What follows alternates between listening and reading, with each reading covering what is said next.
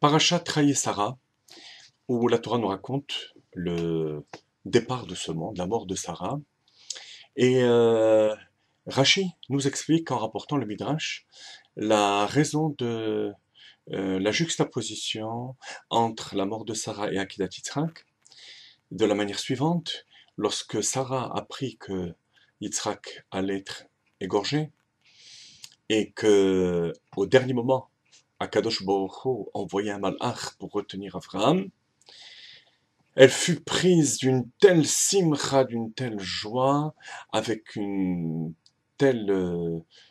manière tellement brusque, que sa neshama parcha nishmata, sa neshama s'envola. Il y a plusieurs interprétations, mais voilà l'interprétation qui ressort par rapport à notre sujet à nous aujourd'hui. Alors, la question que les commentateurs posent, notamment le Or HaChaim HaKadosh, c'est est-ce que ça voudrait dire qu'il manquait à la avoda, au travail de Sarah dans ce monde, quoi que ce soit, puisqu'elle est morte de manière accidentelle, donc elle n'a pas terminé son travail. Ou bien non. C'était le moment où le travail devait se terminer. Et quelle est l'opinion de Rashi à ce sujet? Alors, Rashi nous rapporte dans son premier commentaire de la paracha,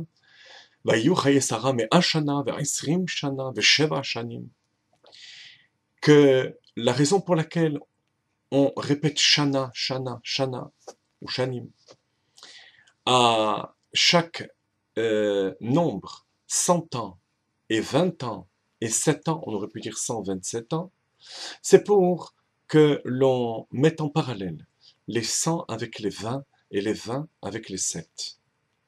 Les 100 avec les 20, pour nous dire que de même que jusqu'à l'âge de 20 ans, on ne punit pas Bidé Shamaïm. Akadosh Baruch Hu ne punit pas.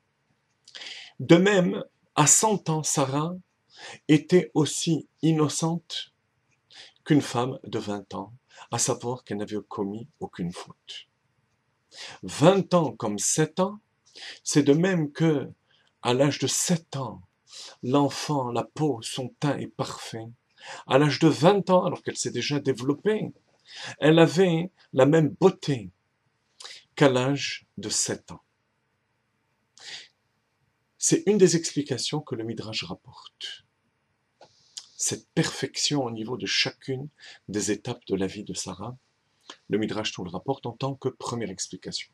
Mais il y a une deuxième explication qu'on connaît moins, et qui nous dit que 127, on répète Shana, pour nous dire au contraire que l'ensemble de sa vie était parfait.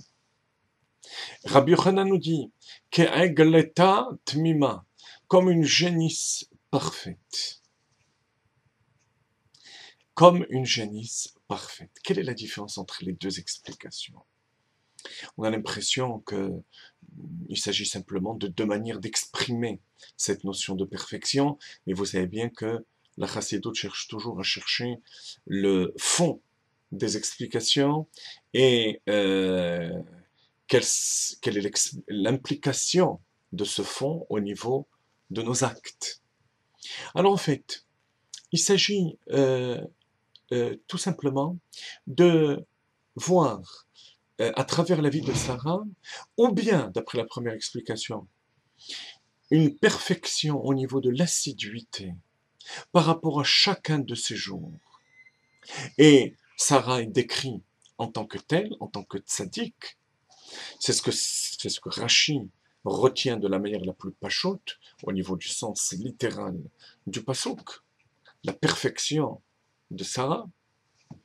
Tandis que la deuxième manière d'exprimer les choses, Rabbi Yochanan comme une génisse parfaite, c'est une approche par rapport à l'ensemble de la vie de Sarah.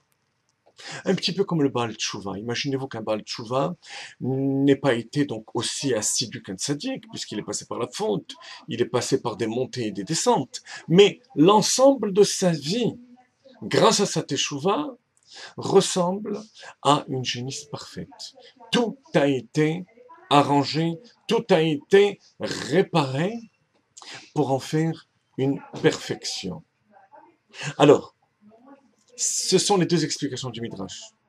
Est-ce que Sarah a la force et la ma'ala, la supériorité du tzaddik, uniquement, ou aussi celle du Baal Tshuva? La Chassidut explique. Et pas seulement par rapport à notre avoda, notre travail actuel, mais bien plus, c'est la vocation de Mashiach. L'imot HaMashiach, le travail de Mashiach, va être les atava tzadikaya betiuvta, d'élever le tzadik au niveau de la tchouva. Ce qui veut dire la chose suivante. Un tzadik accomplit les choses parfaites, jour après jour, avec une régularité impressionnante. Mais, si il s'agit de monter de manière progressive, jour après jour, il n'y a pas de véritable remise en question et de véritable élévation du tzaddik. Pour que le tzaddik atteigne véritablement son niveau de tzaddik, il doit être capable chaque jour d'élever son travail, sa avoda, à une dimension qui n'a aucune commune mesure avec celle de la veille. De manière à ce que le jour de sa mort, toute la avoda, tout le travail qui a été accompli durant toute sa vie soit sublimé. Et ça, c'est la deuxième explication. Lorsqu'on voit Sarah dans sa globalité, elle ressemble à une génisse parfaite. C'est-à-dire que même le travail de tzaddik de 100 ans, de 20 ans, 7 ans, s'est élevé au niveau du travail qu'elle a accompli le dernier jour de sa vie à 127 ans. Et ça, c'est la avoda, le travail qu'on exige de nous. De ne pas se limiter à une progression graduelle, mais faire en sorte que chaque jour soit une réelle teshuva, même par rapport au bien qu'on a accompli. Et avec ça, on va pouvoir répondre à la première question. Est-ce que Sarah avait terminé son travail ou pas? D'après la première explication, non. Puisque elle se limitait à la perfection des étapes de 100 ans, de 20 ans, de 7 ans, comme si tous les jours étaient détachés les uns des autres. À la fin, il y a un événement qui coupe le fil de sa vie, mais elle n'a pas terminé. Par contre, si je dis que dans sa avoda, dans son travail, elle élève de manière à ce que, elle élève toute sa vie, de manière à ce que l'ensemble soit un ensemble parfait, eh bien, au moment où elle part de ce monde, elle a tout accompli. Grâce à la force de la teshuva, qui est capable d'élever le passé et éventuellement même le futur potentiel. Ça, c'est la force, la ma'ala de la teshuva, à laquelle le Mashiach va nous élever et qu'on doit être capable d'accomplir. C'est la raison pour laquelle le Rabbi, avec beaucoup de sérieux, lorsqu'on lui présentait un projet extraordinaire qui avait été accompli, d'une institution juive, d'une école, d'une yeshiva, il donnait $1 pour cette institution et un $2 pour la deuxième institution qu'on va commencer tout de suite à fonder. Yehi Ratzon, qu'on concrétise ce plan de vie dans notre quotidien.